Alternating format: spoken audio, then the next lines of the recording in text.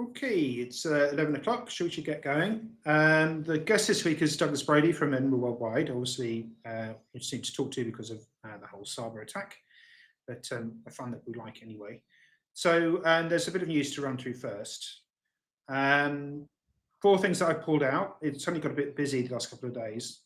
Harvest, we're going to be talking about. Greencoat UK when BH Macro showed capital of global innovation, but there were other bits and pieces going on too, so do read our news. Harvest first, decent sized company. As you can see, the NAV's flatlined in the last sort of couple of years. That's really related to general kind of slowdown in exits in the private equity sector more than anything else. And a bit related to the pullback in the valuations of growth stocks.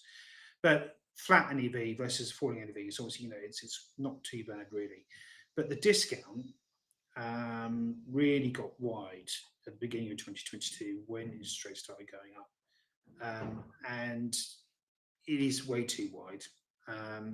If you read my sort of Citywire articles, I bought some when they were about 45% discount in October last year, and it's narrowed in a bit since, but they are trying to tackle it, and they have sort of toughened that up in this week. So back in February last year, they said we're going to create a distribution pool. We're going to fund it from the distributions of the portfolio.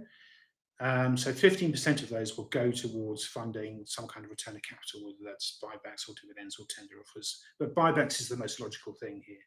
So they've bought back $90 million worth of stock so far, and they've still got in that distribution pool about $52 million to spend.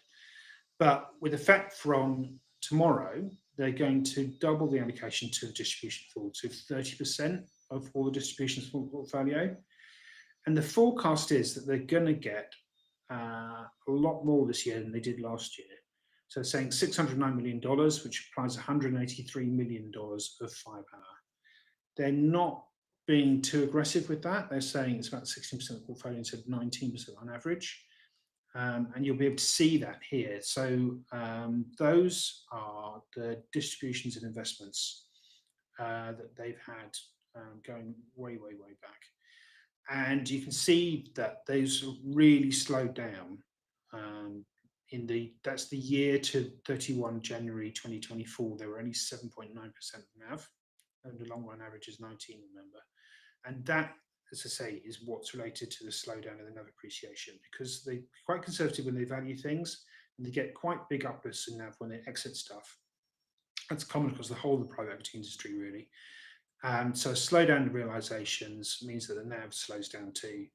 If things pick up again, the way that they're saying, so they're saying that 7.9 is going to go up to about 16 again this year, they think. That could imply that you get NAV appreciation too, as well as these extra buybacks to improve the share price.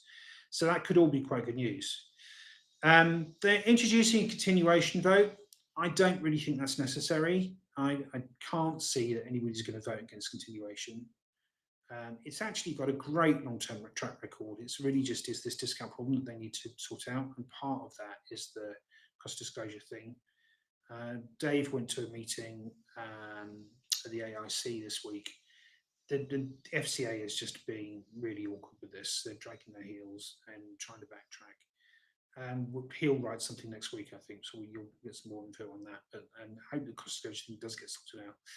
The other thing they want to do is simplify the structure. And as far as I understand it, that means instead of investing in a whole range of Harvest funds, which is what they do currently, they're going to create a separate managed account, and that will invest directly in the GP funds of the portfolio companies. So you're kind of removing a layer of structure, but all of the individual Harvest funds had their own borrowing facilities.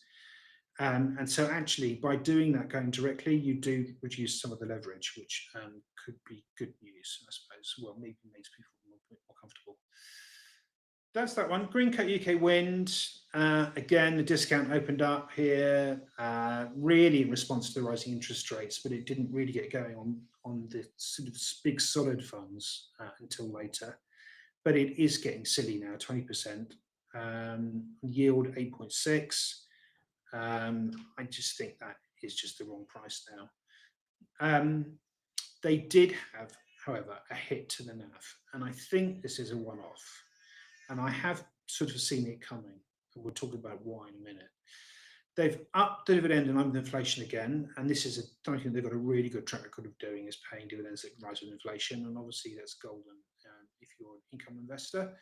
And this, especially if these things are covered and the yield is as high as it is. They've sold stakes in 2 wind farms recently. Those went through in line with NAV.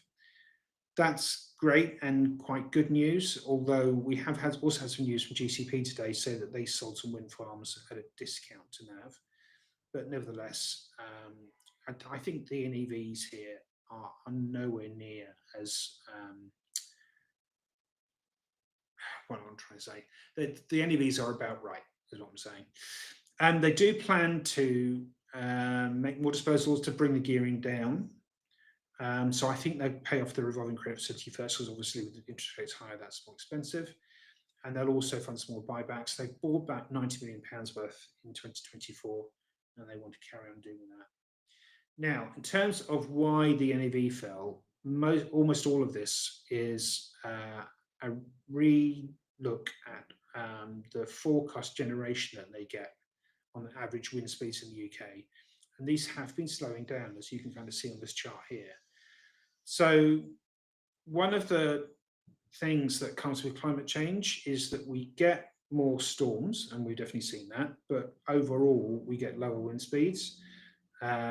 This isn't the end of the world for wind farms, but it does mean that they have had to build in a cut to generation forecasts. So all of that shifts the whole NAV down.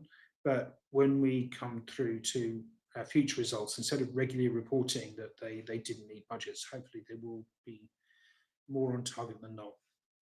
There hasn't been any impact announced on Greek renewables, because that also announced a NAV today for Q4. And I don't know whether that's just because it's based in more in Ireland and Finland and Nordic regions, and maybe that's a reason. But yeah, it's just something to watch out for, and that and other wind farm investments. BH Macro, again, big discount open up here. Again, the same sort of time. If you're churning out regularly, fairly stable NAV returns, but not particularly exciting. When interest rates go up, that does mean that your returns look less attractive. And I suppose that's part of it. But also, they haven't had a brilliant NAV figures recently, and you can see that in that bottom table there. So the discount is not too bad at the currently 6.8, but that might relate to the current news, really. The NAV returns are not very exciting over the past year, but I think they're actually reasonably acceptable over 3 years and 5 years. And I don't think, and even 10 years, and I don't think that investors will be too upset with them. But they effectively have a discount triggered continuation vote. So because the discount averaged more than 8% over a 12-month period, they have to hold class closure meetings. So effectively, shareholders vote whether to close the class or not. So they've got a sterling class and a dollar class now. They used to have a euro class. That class did close a while ago. Obviously, the board's saying don't vote for closure, keep the whole thing going. But if shareholders do vote for both classes to close, then they're going to have to put forward something that will wind up. If you lose the vote for one class, and I guess if the smaller one, the dollar one, then it's more likely that they'll just kind of do some switch, or there's a redemption opportunity. There might be a redemption opportunity anyway. It's just going to be interesting to see what happens. The meeting's on the 18th of February. I think for the long-term track record, it doesn't deserve to die at this point. And then one that does deserve to die is Schroder Capital Global Innovation, the old Woodford Patient Capital. And it's such a shame for Schroders, because I think they've tried their best on this. The market cap's only 89 million, but the discount's quite wide, so the assets are sort of almost double that. There's a meeting now on the 27th of February. The board are saying we're going to recommend that you wind this thing up. They feel it's too small. So if you vote in favour of all the proposals, then it will discontinue and there will be a managed wind down. So it's not the sort of portfolio you can liquidate in a hurry. And actually, as I say, the Schroders team has done a reasonable job, so that they started making investments in 2019. Quite a lot of those investments are relatively new for growth capital. It takes a while for these things to come good. They're valued at just below what the money they've invested. You'd expect these things to start coming right in 2 or 3 years' time. And almost all of the NAV fall that the fund's experienced all relates to the things that Woodford bought. And you can just see what a terrible job he did with picking stocks. And I think I've been consistent on for a long time. So if Schroders come back and say, we'd really love to keep this going, maybe if there's some way of rolling it into British opportunities, then I wouldn't be averse to that. Maybe that's something they could do, is just do a choice between cash from a wind down or roll over into this at some point, but we'll see. But yeah, it is going to disappear, I think. I can't believe the shareholders won't vote for this to discontinue. In terms of how quick it's going to be, as I say, it's going to take a while. So they've got some cash, but they need to hang on to most of that.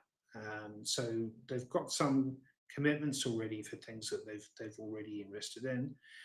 They need to keep money on hand because, as we said before, these kind of growth capital situations, if these companies need more money for whatever reason, and you can't follow on, then you can get massively diluted if you're not on the right structure.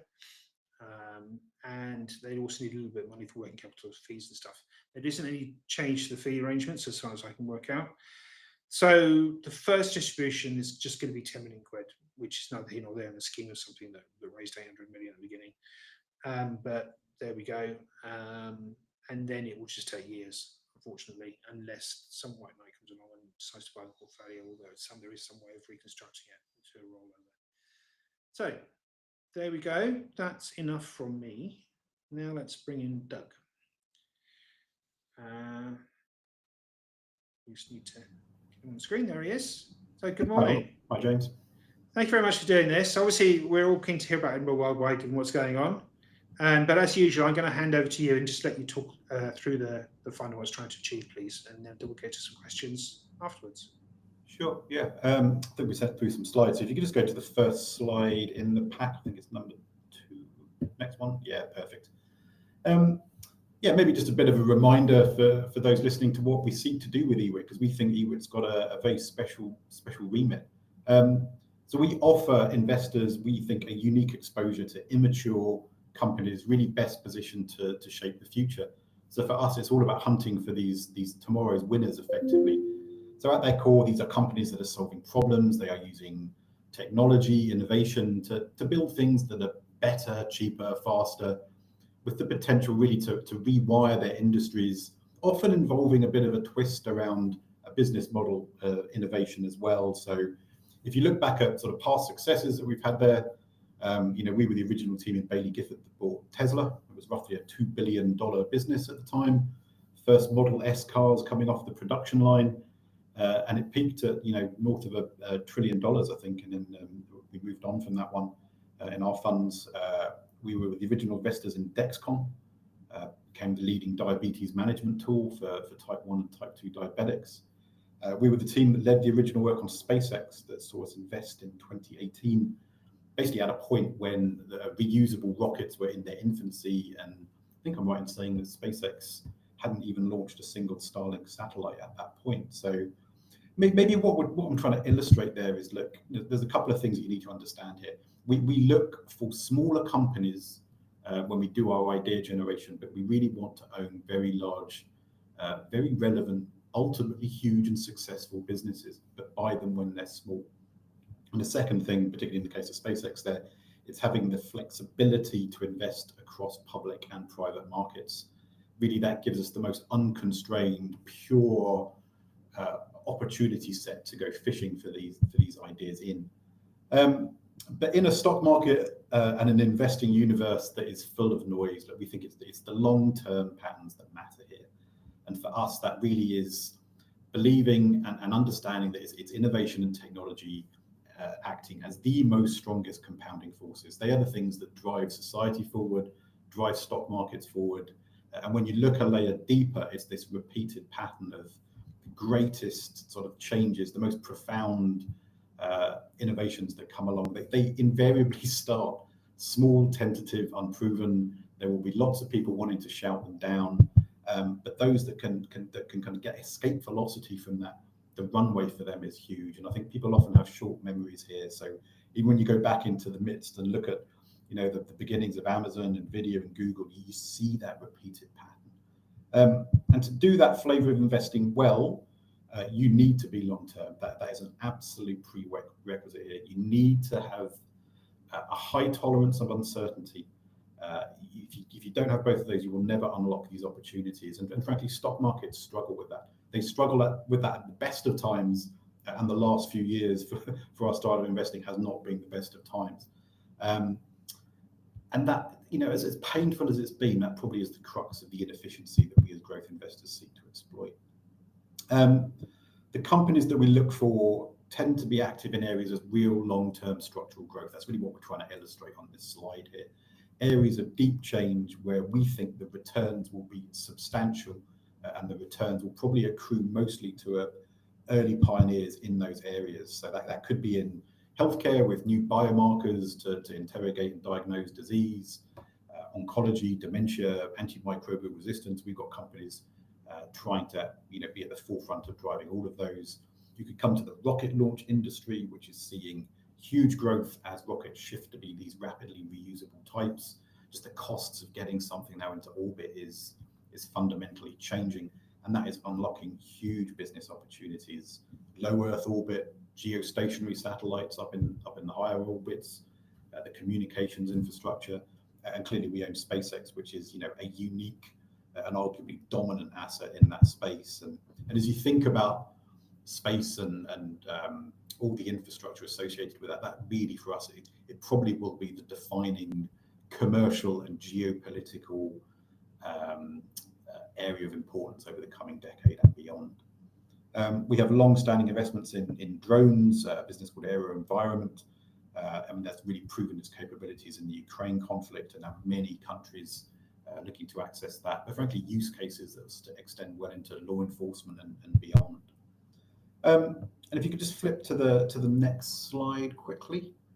And this is really trying to capture why we look lower down the market cap scale, because I'm sure your listeners are very familiar with the recent narrative around the Mag 7 big tech being dominant. And I think people sometimes forget that as you come down the market cap scale, the opportunity for asymmetric returns really begins to balloon out. So what we're doing here, we're defining asymmetry by proxy. We're looking for companies that delivered a 5x return in any 5-year period, and we're analyzing that over a 20-year period in itself. And when you look at sort of classic small and mid cap, we've proxied that with a market cap range here. You have a 50% higher chance of finding those businesses in that small and mid cap area versus large cap. It's even more striking when you extrapolate that just to the bigger universe. The shots on goal argument is compelling for smaller company investing. And when you delve a bit deeper again and you look at the industries that matter here, it's healthcare, it's technology. You go more granular, it's biotech, it's software. These are the areas where we carry a conscious, deliberate skew, because that's where we think you can access the asymmetry. Next slide, please, and we'll show that in action. So this is the returns of every single holding that we've held in Edinburgh Worldwide since I took it on, I think back in 2014. So lots of bars, lots of stories, lots of good stories, lots of pain points. But we're really trying to illustrate that there is this wave on the left-hand side of us, we think, being good at idea generation. Now, there's been real headwinds against that for the last few years. So there's been a very suppressive effect actually across that whole spread of returns. But it really illustrates that key point that idea generation is what dominates here. The drawdowns can be extreme, even in your most successful investments. and you have to just be comfortable with that and live through the pain of that. Next slide, and we can explore the private companies area in a little bit more detail. So EWIT currently has about 27% invested in private companies. That gives us access to areas that frankly are not well represented in stock markets, or maybe where the company you really want to own is private and not listed. I've touched on SpaceX already. We can maybe leave any more on that to the questions. Our second biggest private company is a business called PsiQuantum, a fascinating, albeit early business.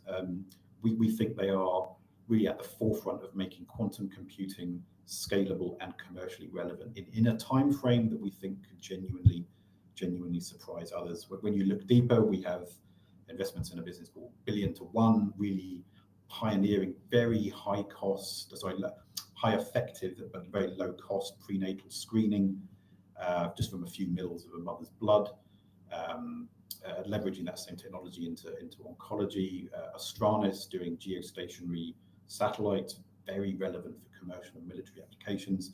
Epic Games, the owner of the Fortnite franchise. There's a whole host of businesses that we think are very, very worthy for shareholders to get access to, and we provide that in a direct, very cost-effective way. Next slide, please, and we can sort of delve into the portfolio in a little bit more detail. So where are we pointing at the moment? So in the left-hand quadrant, the blue one, top left, we have sort of 25-30% of the fund in healthcare opportunities. Yes, look, the timelines are long here, but just the increased understanding of biology, giving rise to new technologies, new treatments, it is really beginning to shift patient outcomes here. Novel treatments that operate at the genetic level with companies like Beam Therapeutics and Alnylam, companies decoding biology, businesses like Oxford Nanopore. There's a real DNA theme actually that we think is very prominent in the portfolio. The yellow section at the bottom, digital infrastructure. So think of this as new tools based around efficiency or marketplaces that are really basically allowing companies to apply analytics and AI and deliver great value for either their corporate customers or their users. Businesses like JFrog, helping companies scale their software efforts. Appian, active in the low-code area, just automating high complexity problems for their client base. And on the right-hand side, the largest area for us, we define it in our own sort of terms here. We call it hardware 2.0. But think of that as companies that are at their core selling a product, but they are embedding very complex, very intricate either software capabilities or material science capabilities into that, to transforming the hardware proposition and also often transforming the revenue model on the back of that. That goes all the way from companies like Ceres Power, active in fuel cells. We have investments in solid state batteries. SpaceX, etc., clearly is in that area. Maybe one that's crept up the fund recently would be a business called Axon, provider of taser devices and body-worn cameras to law enforcement, and doing all the archiving and all the analytics really on the back end of that. Next slide, please, just to sort of bring it all together. Look, clearly this has been a challenging period for EWIT shareholders. You can go into the sort of the back history of that, the rise in inflation, the interest rate spike. It was very difficult for growth investing and smaller company investing generally. It takes on, I think, an added complexity when you come to these early stage immature businesses. And frankly, we compounded that with some stock specific areas. I do kind of get that. We appreciate how difficult that's been. I'm a significant shareholder myself, so I've lived that pain. But over the past year, with prompt and challenge from the board, we've sought to improve our processes, make real tangible improvements, boosting the team composition, our decision making, the discipline around the number of holdings we have, how we think about the financial resiliency of those holdings, and that is having a positive impact. So it feels like we're turning the corner, and I'd encourage your listeners to look at the 6-month numbers, now indeed the 12-month numbers to the end of January. We really think we are moving out of this, and it's driven by the companies themselves. The portfolio feels primed. It feels primed for an exciting period. Our bigger companies are delivering, and we've got a host of companies that are really just about to hatch.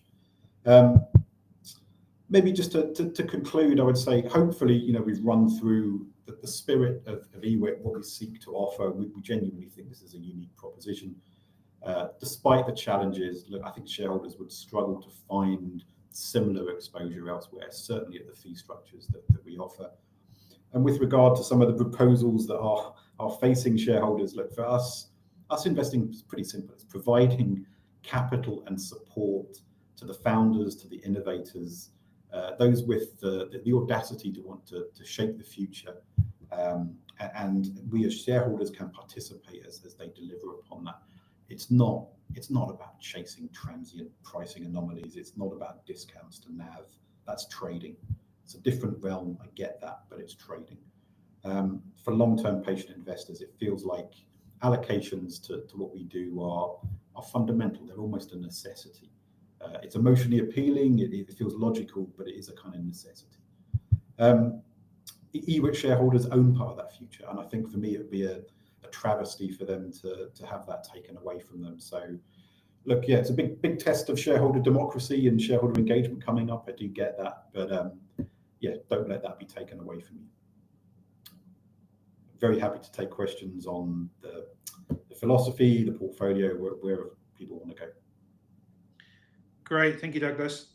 Yeah, so let's look at the big picture stuff first. In terms of the number of holdings, how do you decide what's the appropriate level of diversification in the fund? In fairness, we probably let that get too high. So we're now about the sort of 70 stock level on the listed side. You can add a few more back in for the private company side. That feels more manageable. We always want to allow a high potential idea that's got intrigue, a classic sort of marginal idea to be able to be owned. Now, where we've tried to sort of add a little bit more rigor and discipline around that is almost have greater competition for capital in the earlier stage ideas. So yes, we've shifted our number of ideas down, but probably the bigger change, frankly, is more competition for capital in these earlier businesses. We sort of ring-fenced 15% of the listed portion of the fund on our own, admittedly self-defined basis as being active in these earlier stage businesses either not yet gross profit positive or gross profit positive, but not yet cash flow positive, earnings positive, etc. And on the other end of the scale, SpaceX is 12.2% of the fund there. How big would you let that or another holding that did well get? We've generally got agreement that we don't like to run positions past 10%. Now that's easy in the listed sphere because you can actively sell these things, at a time that you're choosing. SpaceX is an unusual one because it's sort of it's kind of, for us, it's crept up the portfolio very quickly, as has PsiQuantum. They've excelled operationally and fundamentally at a time when stock markets have had a difficult challenge. So they've kind of moved and promoted themselves up the fund. I'm very proud to have SpaceX at that sort of weighting. There isn't an asset like it. Periodically, it seems to have keen to provide elements of liquidity, but again, it's primarily, I think you have to view that as a private company with patchy liquidity. And then when you buy things, you're obviously looking for small companies. You explain why. What's the sort of smallest company you'd look at? Generally, I would say for us, we don't get sort of sucked into that classic micro cap area of things. Now, I think maybe the thing you've got to step back slightly and say, we look globally for these ideas. And when people talk about small and mid cap and large cap in a UK context, that is radically different in a US context. For us, practically, we probably don't look at too many businesses below $300 million market cap. Most of the ideas that we would generate would be in the sort of $500 million up to about $3 billion size. In conventional sort of terminology, yeah, that is classic small to maybe lower end of mid cap. It's a really deep hunting ground. And I used to run a UK small cap fund. and my universe there was probably about 300 businesses, sort of FTSE 250 plus a few more. It's very, very hard to define our universe now, but we're probably something around 30,000 businesses. It's the deepest pond to go fishing for ideas in. But I mean, so you've now got 2 co-managers. So, but how big a team have you got, analysts looking for these ideas and presenting them to you? Sure. Team of 6 dedicated to working on this strategy. We have great links into the private companies team in Baillie Gifford. I'm a little bit out of touch with exactly how many people on that, but I think we're at least 8 at the moment. Maybe the bit as Baillie Gifford we possibly undersell ourselves on is there's 100+ investors on our floor here. Most of us have probably only worked at Baillie Gifford. We get a few externals, but most of us came through the graduate recruitment teams here.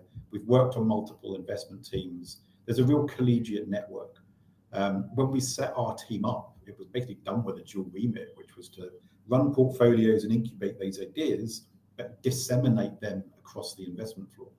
So yeah, there's that untold story of there's a huge network of engaged Baillie Gifford investors who love to hear about interesting high potential ideas. And when they find one that we don't know about, they'll bring that to us. So yeah, you can have your direct team and you can have your tentacles, but the tentacles are part of a bigger thing. Great. And there's an inevitable Trump question. I mean, obviously things have changed a bit in the US, and the US is quite a big chunk of your portfolio. Do you think it's generally positive, or are there areas that you're worried about? No, I would say we were conscious about our ideas shape how the fund looks. We don't set out on a sort of top-down agenda. The fund must look like this. Let's go and make it that way. The ideas that we were coming up with were increasingly aligned with some of these geopolitical tension points that had been bubbling up. Now that clearly has relevance in terms of SpaceX and activities in space that kind of cross over towards national security and military applications. There is huge. I mentioned AeroVironment earlier on. We own a business called MP Materials, which is a mining business. Go back a few years, I would never have thought that we would own a mining business, but they are mining rare earths from a very high yielding mine in California, basically the highest grade ore of these particular rare earths that are used to make very high performing magnets. You may say, Douglas, magnets don't sound very exciting, but any time that you want to convert energy from either electricity into kinetic motion or vice versa, magnets do that. Your iPhone is full of magnets. Or think of all the inductive charging that people use. That is a huge area of geopolitical sensitivity that the Chinese sit on the vast bulk of rare earths and have introduced export clamps around them. So as much as like America's tried to position chips as the technology of tension, China has fought back in other ways, and we've been in tune with this for some time. So there's a whole swathe of companies that we own that are tapped into, and again, I'm conscious it's not always the most positive thing to talk about, but there is geopolitical tension, and that feels like it's going to be around for a bit. But you can find technologies that are really on the cusp of relevance for that. So that's been a real area. But that, in fairness, that was present in the Biden regime. My hunch would be the relevance of those things does go up in a Trump regime, and some of these geopolitical tension points that we see, that they're much less about ideology. In fact, that feels like almost very low down on the mix of things that matter. It is basically a battle for technology, and that will define who either retains superpower ownership or becomes the next superpower. There's maybe some of the stuff that Trump's doing in a domestic sense, which gets lots of headlines. But when we invest in US businesses, we invest in them typically because they've got global relevance. But he's going to go hard to try and improve the US economy. I think we do get that. he likes the populist vote. He wants to deliver popular policies and mandates. He wants to make people wealthy. Yeah. He wants the stock market to go up.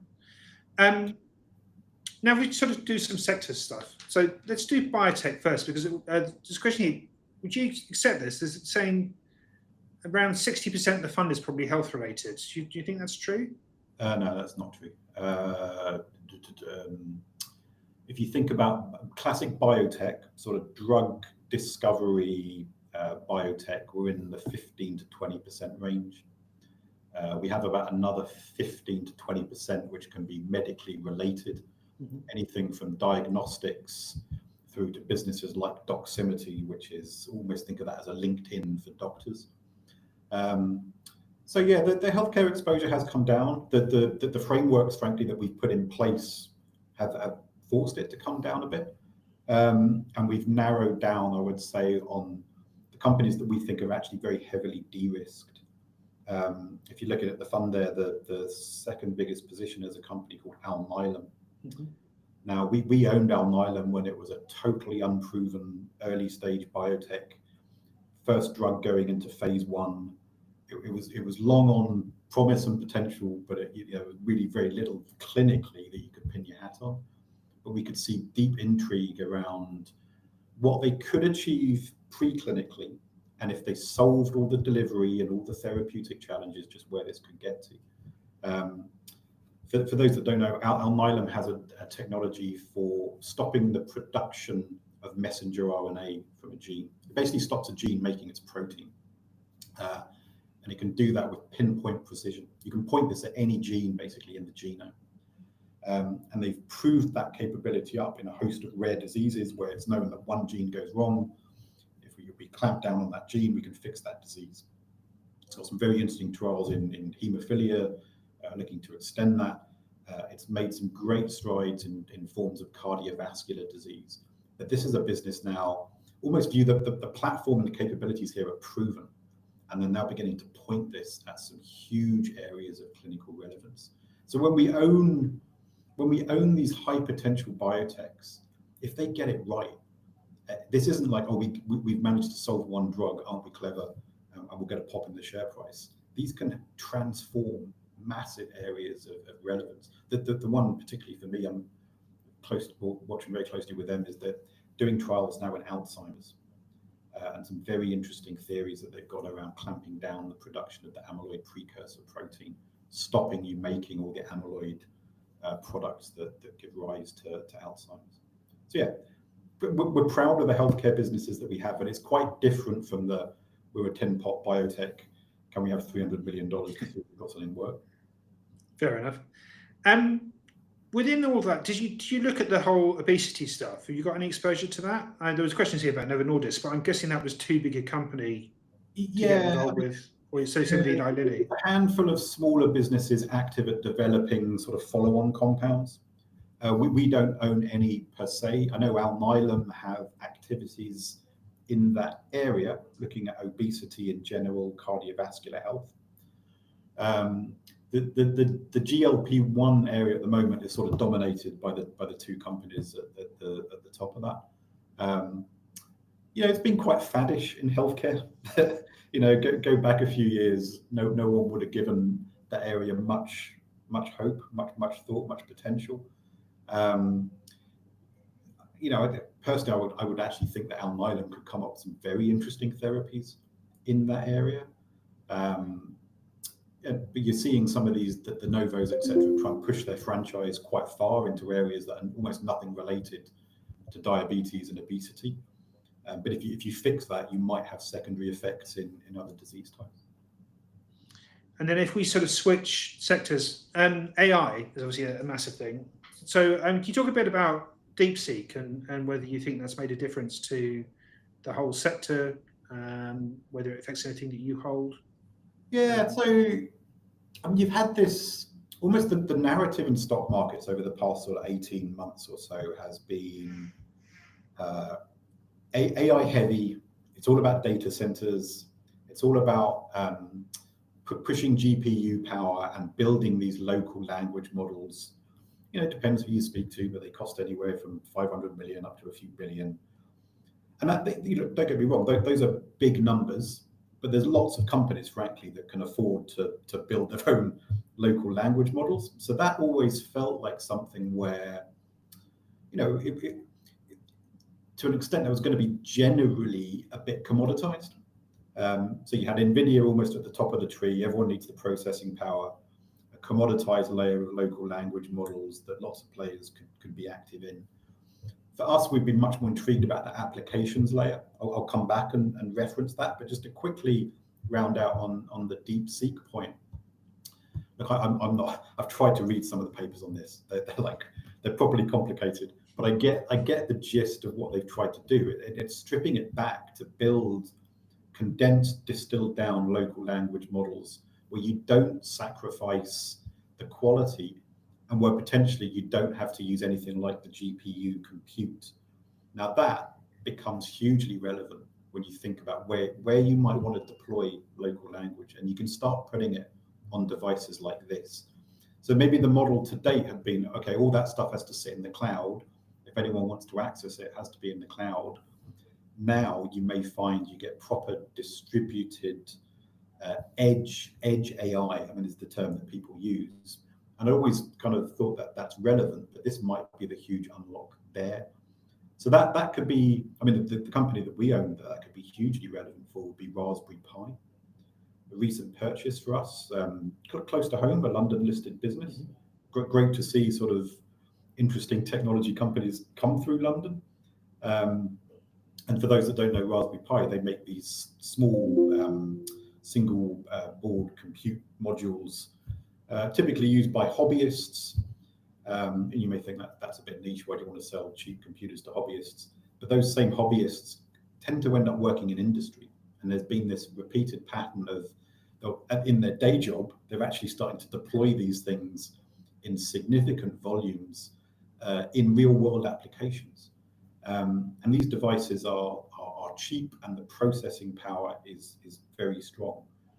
They have basically credibility to do edge processing and edge AI. So you think about everything that could be unlocked by things like DeepSeek. For me, it has relevance in businesses like that. But just very quickly to round out where we think AI will be most relevant. And this basically mirrors everything you saw with sort of 2000, 2001. All the hype that back then was about infrastructure. It was Cisco's and Dell's, etc.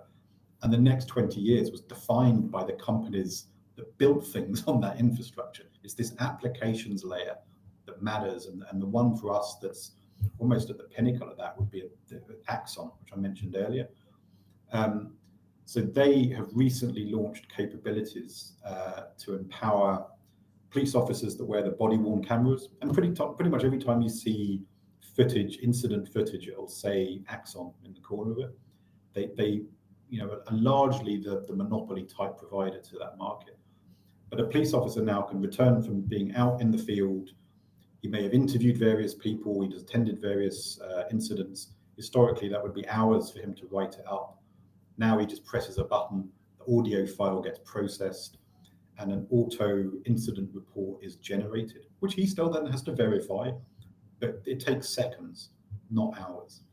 The labor savings of these things, you're now really starting to see that. That's for us. That's where we can get in there and find these interesting businesses, and we think we'll find a lot more. Great. Okay. Thank you. Kind of going back to the big picture slightly. Can you talk about where you think valuations are now and how that compares to the growth rates on the portfolio and how that might evolve over time, please? Yeah, no, there's real divergences in value. So if you look at like the US market, either on an absolute basis or these sort of cyclically adjusted basis that people tend to work to, it's pretty up there in terms of historical numbers. Yet you can come to the opposite end of the spectrum, do this in the US or do it globally. And you look at the valuation divergence and performance, frankly, of large cap versus small cap. And it depends where you go, but you're typically a 30 to 40% discount placed on the smaller companies area.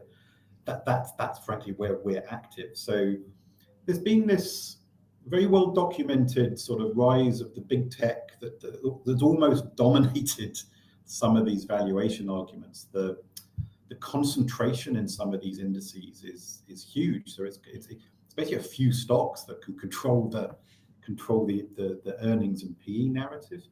So we don't struggle to find businesses that we think are hugely relevant, attractively valued. You can come to some parts of the world, particularly the UK, where you can find great growth assets at screaming valuations. It's a bit more nuanced in the US. I kind of get that, but there's almost there's some of these bigger picture themes at play, but some of it can get quite local quite quickly. And then, do valuations, is that the principal driver of whether you use gearing or not? No, I'd encourage your listeners to think of gearing as almost pretty much a structural feature of the trust. It can move up and down with the pace of ideas, but we're not kind of sat there thinking, oh, stock markets look a bit cheap for the next 3 months, let's layer on a bit more gearing. It's a differentiator versus pooled vehicles, as are the private companies. So yeah, I would view it as something that in the long run acts to shareholders' benefits. Cool. So if we come back to performance, obviously the fund had an amazing run around COVID and then has given that back up again, and it's giving it back up again is driven this picture of poor returns, really. But what we're seeing is kind of like an investment cycle. So there's a very sort of absolute question here.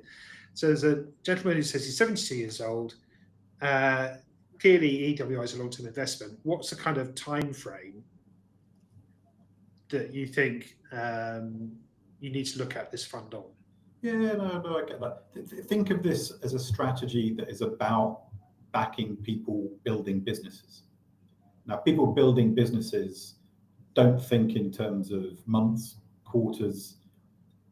They'll be cognizant of years, but frankly, they're probably thinking minimum periods of 5 years, likely thinking decades, and some of them thinking, what am I leaving here over a multi-decade period?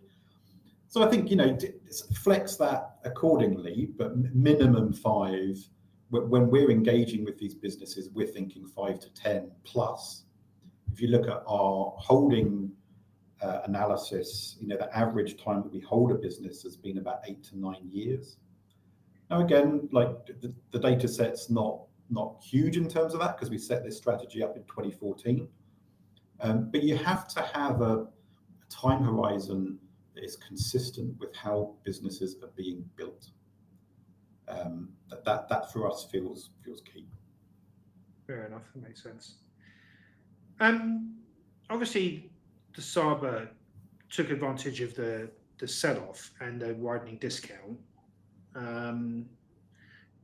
Couple of questions. So first, do you think there's anything you could have done differently to change the performance?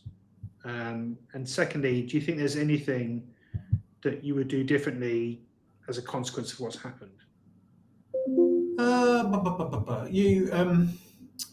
I think you have to understand that a portfolio like this, it's a spectrum of maturities. So we typically put things in towards the earlier stage, but we own them as they grow and as they thrive. So it is almost this spectrum of all the way from early to middle to executing at scale.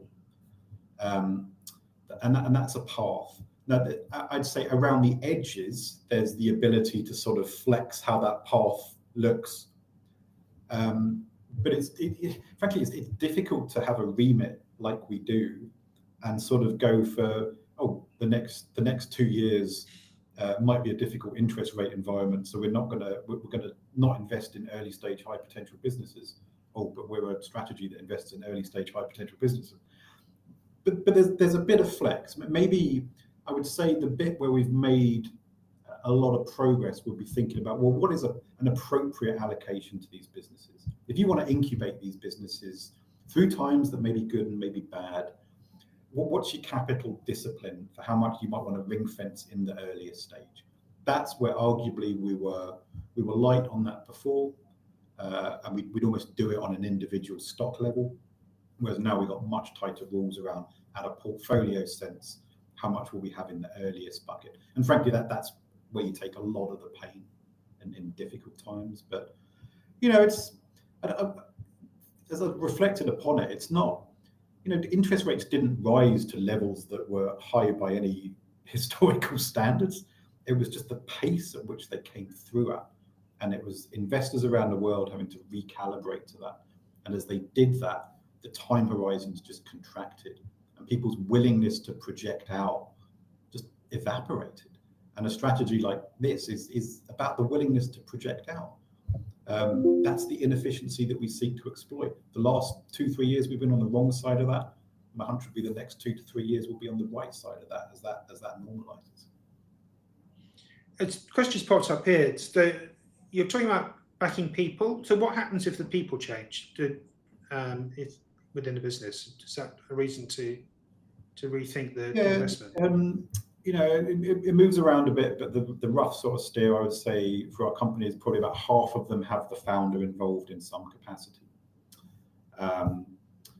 If the founder moves on, then I think often there is a critical sort of, well, actually, we need to have a serious look at that, because what are the reasons for them moving on? And don't get me wrong, it can be valid, but you need to understand that the people coming in are aligned with you and the reasons why you were thinking you were aligned with that business. So sometimes businesses need a change. They can need a change, and that can be a good catalyst to re-engage with a company. Don't think of these businesses as growing in nice linear fashions. It's not like, the earnings growth of the index is 7%, and I'll try and find companies that grow perfectly around that. It can be wild oscillations and businesses that can make stepwise progress. Think about the skills of the people involved. Can they deliver upon it? Do they have the right alignment? Do they have the right time frame? And that can be a founder, it cannot be, but they're the key things that you're looking for. Great, thank you. I think we're sort of running out, but let's just deal with the question, the perennial question here. Is this like to the extent to which you are invested in the trust? Is this your sort of main investment, or? I have north of 1 million shares in EWIT. It's a substantial amount of my personal investment wealth.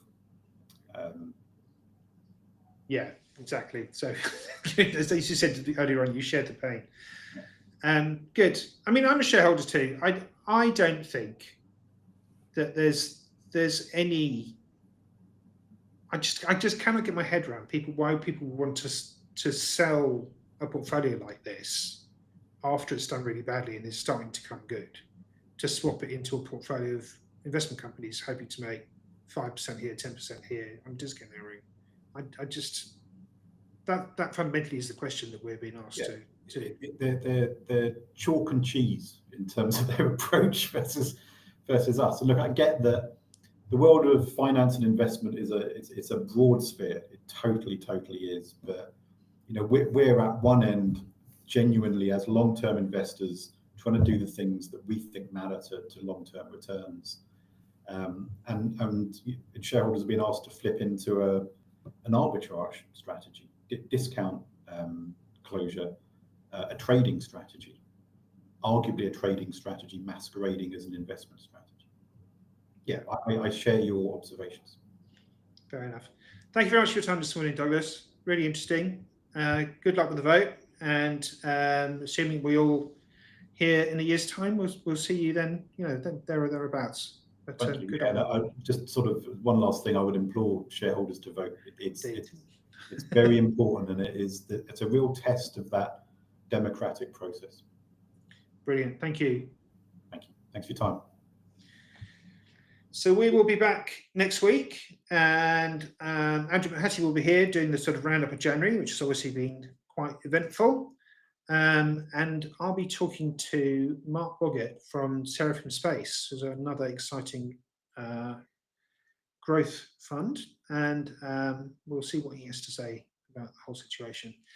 So have a good week, and I will see you next Friday.